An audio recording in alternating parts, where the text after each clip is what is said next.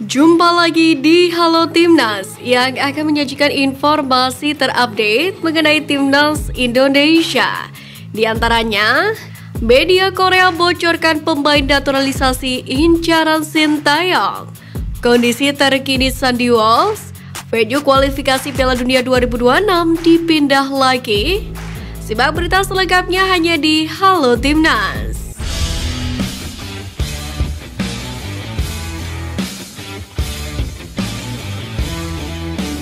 Ramadan Sananta telah dipastikan terbang menjelang babak 16 besar Asian Games. Karena seperti yang kita tahu, Buber berusia 20 tahun itu sempat tidak dilepas oleh Persis Solo ke skuad Garuda Muda. Tanpa Ramadan Sananta, lini depan Timnas Indonesia U24 tumpul di Asian Games 2022. Untuk itu, manajer Timnas Indonesia Endri Irawan membeberkan betapa pentingnya kehadiran Ramadan Sananta di Asian Games 2022 ini. Keberadaannya dinilai akan membuat lini depan skuad Garuda Muda menjadi variatif. Apalagi Titan Agung sebagai penyerang tengah belum menunjukkan aksi terbaiknya di Asian Games Hangzhou, China. Timnas Indonesia U24 dipastikan melaju ke babak 16 besar. Mendengar kabar melegakan ini, asisten Sintayong Nova Arianto memberikan doa kepada Timnas Indonesia U24. Nova mengaku bersyukur dengan kesuksesan tim besutan Indra Syafri itu melenggang ke babak 16 besar. Namun dia juga berharap agar penampilan Rizky Ridho dan kolega membaik nantinya. Sebenarnya hal senada juga diungkapkan oleh Indra Syafri selaku pelatih Timnas. Setelah kekalahan kontra Korea Utara U24, pelatih asal Sumatera Barat ini menegaskan bakal memboleh skuadnya sebaik mungkin. Tak seperti Timnas U24 Indonesia, Vietnam dipastikan gagal melaju ke babak 16 besar Asian Games 2022. Menanggapi hal ini, kekecewaan tak bisa disembunyikan oleh Hong Antoine. Namun, Hong Antoine juga tak terkejut dengan kegagalan Vietnam. Menurutnya, ada dua hal yang menjadi alasan Vietnam tak mampu bersaing di Asian Games edisi kali ini. Pertama adalah karena dihuni oleh banyak pemain muda. Sedangkan yang kedua, yakni undian grup yang tak menguntungkan. Untuk memperdalam kekuatan Timnas Indonesia, Sintayong bersama PSSI terus menggencarkan proyek naturalisasi.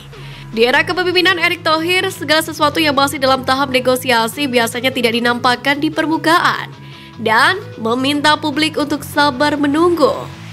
Di sisi lain, media Korea Selatan ternyata lebih tahu siapa pemain naturalisasi incaran Sintayong berikutnya untuk memperkuat Timnas Indonesia.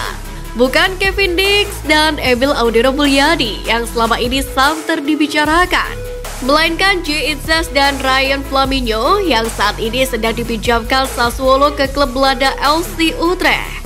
Ryan Flaminio sendiri masih berusia 20 tahun. Ia merupakan tipe back rasa striker. Dikutip dari data Transfermarkt, sepanjang ia bermain untuk timnya Primavera Sassuolo, Ryan sudah mencetak 16 gol dan 2 assist dari 58 kali tampil di Primavera 1 Liga Italia 2021-2022. Diketahui Indonesia memainkan satu laga pada FIFA Matchday edisi September 2023 kemarin. Skuad Garuda menjamu Turkmenistan pada duel yang dimainkan di Stadion Gelora Bung Tomo pada 8 September. Tim racikan Sintayong menang dengan skor 2-0 atas Turkmenistan. Rupanya hasil tersebut membawa dampak yang signifikan bagi ranking FIFA skuad Garuda. Kini Indonesia berada di peringkat ke-147 dengan 1052,87 poin. Bagi Indonesia sendiri, posisi 147 bisa jadi tonggak penting. Sebab ini adalah posisi terbaik Indonesia di ranking FIFA sejak 2011 silam. Pada laga melawan All Leuven, pemain keturunan Indonesia Sandy Walsh sempat diturunkan pelatih Kaffi Bejelan sejak awal. Pemain naturalisasi tersebut pun tampil ngotot sejak menit awal. Aksinya tersebut namun membuat Kaffi Bejelan justru kena hukuman penalti. Hal ini terjadi saat laga berjalan 11 menit. Sandy Walsh melanggar pemain All Leuven, Troostinsen, di kotak terlarang. Namun saat terjatuh, kepala Troostinsen dan Walsh berbenturan cukup keras. Sandy diketahui merasa tidak enak di bagian kepalanya usai insiden tersebut. Kemudian pada menit ke-16, Walsh akhirnya ditarik keluar. Belgia GZN Antwerpen atau GVA pun mewartakan usai dicek oleh tim medis, Sandy Walsh dikabarkan mengalami gagar otak ringan. Kondisi ini tentu menjadi kabar buruk bagi klubnya Gavin Bejelen. Tak cuma itu saja, hal ini juga berdampak kepada timnas Indonesia. Sebab skuad Garuda sendiri dalam waktu dekat ini akan menjalani kualifikasi Piala Dunia 2026 zona Asia putaran pertama melawan Brunei Darussalam.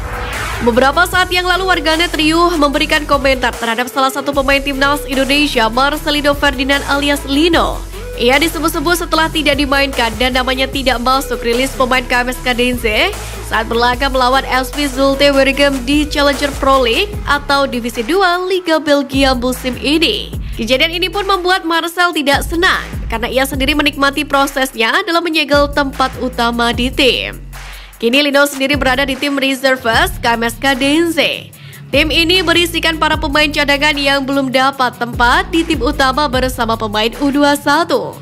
Kompetisi tim reserves sendiri menjadi bagian dari laga resmi di Belgian Reserves Pro League di klasemen tertinggi Liga Negara itu. Dan di tempat ini Lino menyuguhkan permainan yang seru saat tim reserves KMS Kadense tanding melawan klub kuat Lommel SK yang selalu menjadi pesaing tim utama KMS Kadense. Marcelino bermain 54 menit. Total perolehan skor adalah 4-2 untuk kemenangan klub Marcelino. Timnas Indonesia akan meladeni Brunei Darussalam dalam babak pertama kualifikasi Piala Dunia 2026 zona Asia. Namun diketahui laga tersebut tidak akan digelar di Jawa maupun Bali, melainkan di Palembang. Hal ini pun cukup menyedot atensi dari netizen, namun bukan masalah teknisnya, melainkan masalah kebakaran hutan di wilayah Sumatera yang kerap terjadi di musim kemarau yang diduga karena pembakaran hutan oleh pengusaha pemegang HPH.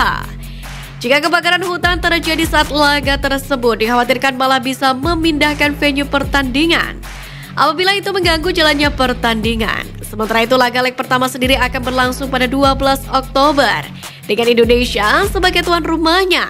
Kemudian leg kedua akan digelar pada 17 Oktober di Stadion Hassanah Bolkiah Brunei Darussalam.